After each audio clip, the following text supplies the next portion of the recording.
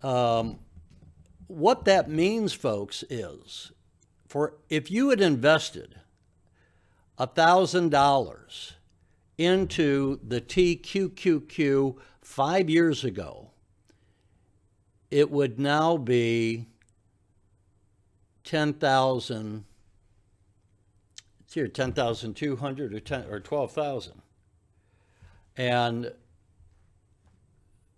that is a heck of a rate of return. And you look at compared to the UPRO. Now let's put in, just as an example, let's compare it to the S&P 500, the standard S&P 500, and see what that was. So the standard S&P 500 over 5 years up 111%, which is nice, compared to the leverage version, though, in purple is 441%, and the leverage version of the NASDAQ, the TQQQ, up 1,200 plus percent. These leveraged indexes are a fantastic way to get your overall portfolio going up. And then when you have things like Humble or like InMode, and you use those as the individual stocks that you think are going to explode over time. I know a lot of you are disappointed with Humble, but I keep telling you, it's early in the game with Humble. We're in the first inning. You know, we're not even a year old. Give it 3 years, give it 5 years, give it at least 3 years. Don't be complaining when you buy a startup and it hasn't made you rich when it's not even a year old. When we look at InMode, and let's take a quick look again at that, we see that over the last 5 days it's been going horizontal, choppy over a month, 6 months, and year to date. So again, great run over year to date. It's only, as I said, it came out 2 years ago in August of 19. But there again, this is a very nice move. Another thing, I'm going through this because the legislature is back in town, and I'm going to have to run out to an event here shortly. But I wanted to bring this to your attention. And again, I'm going to put a link in to the description on this video to my January 31 video, and I would encourage you to watch that because it's about 20 minutes long, and I go over using the leverage indexes and why those are better, in my estimation, better than mutual funds. And if you have a mutual fund, I would recommend that you go do a comparison, just as I did here. Put in the upper corner here where you hit the comparison, put in the symbol of your mutual fund and compare it to performance over the last 5 years to what you could have gotten, the returns you would have had if you had the UPRO, UPRO, or the TQQQ. And you can see those returns here. I'm going to bet in most cases, your mutual fund is going to be underperforming the green line down there. Most mutual funds do not even do what the S&P 500 does. So there's your homework. Do that. Now, I also mentioned, because we are going to have inflation, and I am against these massive bills, this bill the president wants to pass, that on paper is $3.5 trillion, and economists say it's really going to be more like $5 trillion. I would say that is a disaster for the country. Now, if we were to strip it down, and I think Senator Joe Manchin and Kristen Sinema, two moderate Democrats, would go for a pure infrastructure bill. Let's fix the highways, bridges, broadband. Infrastructure is supposed to be bondable. That would work. But when we go out and say that we're going to spend on top of the 27 or 28 trillion dollars we already have in national debt right now, and we're going to add to it another 5, we're getting into dangerous areas here, folks.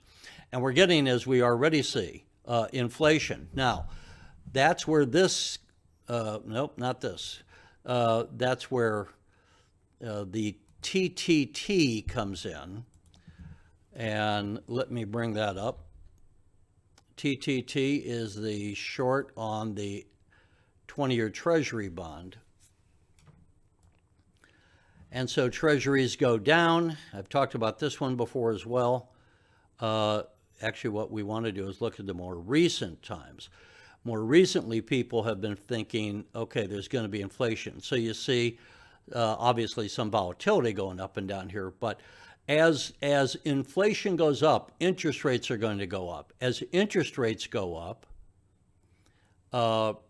bond prices, the prices on existing bonds, so do not, in my estimation, if I were telling you what to do, don't buy bonds right now because they're going to go down in value compared to as the interest rates go up.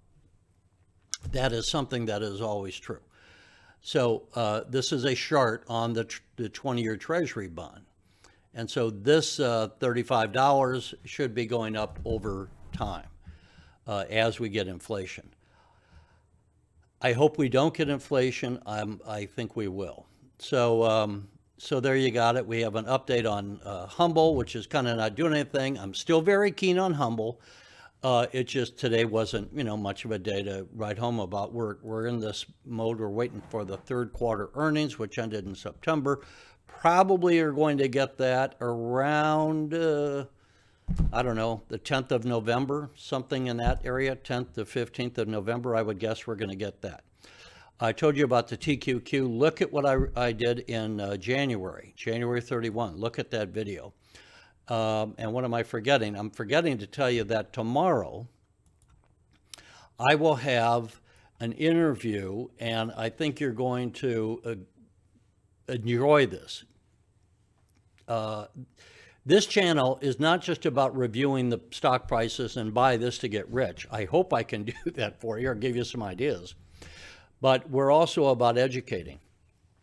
And so tomorrow I'm going to be interviewing someone who is from Washington, an expert on investing, on regulations on investing, on the whole new changes in the marketplace. We have Robinhood out there now. We have, I call Robinhood, it's popular, let me just say, with younger people. And if it gets them going in investing as compared to some of the others, well, that's a good thing. But anyway, we're going to review the landscape on investing as we are sitting here in 2021, what regulations my guest may know of. She is a researcher who follows regulations in D.C. Relative to the markets and has testified before Congress. So I look forward to bringing that to you tomorrow, and that'll be interesting and something that hopefully you can get some insights that you have not already had. So for now, because I better run along, I think I've gone long enough. I just didn't want to not follow up. I know many of you enjoyed hearing from Calvin Waite. And I had another person online. He was referring to him as White. His name is Waite. But anyway, Calvin was a good guy, and we hope to revisit with him. And so, this is what we look to do here with Money and Politics, try to bring you stuff that is going to be helping you as investors, telling you about what you don't know, telling you about the leveraged ETFs. I don't think the stockbroker is ever going to mention that to you. But we will here. We're going to tell you how to make some money. And, look, there's risks and everything, but what you want to do is have portfolios that are balanced between the indexes and some good stocks. And even there, you are careful with how much money you put in any one position. Because as I have learned over the years, many times, I can be wrong.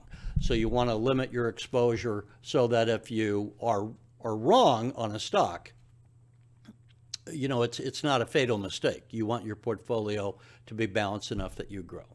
So with that in mind, folks, I'll say good night for now, and we'll be seeing you tomorrow. Take care, and thanks for watching.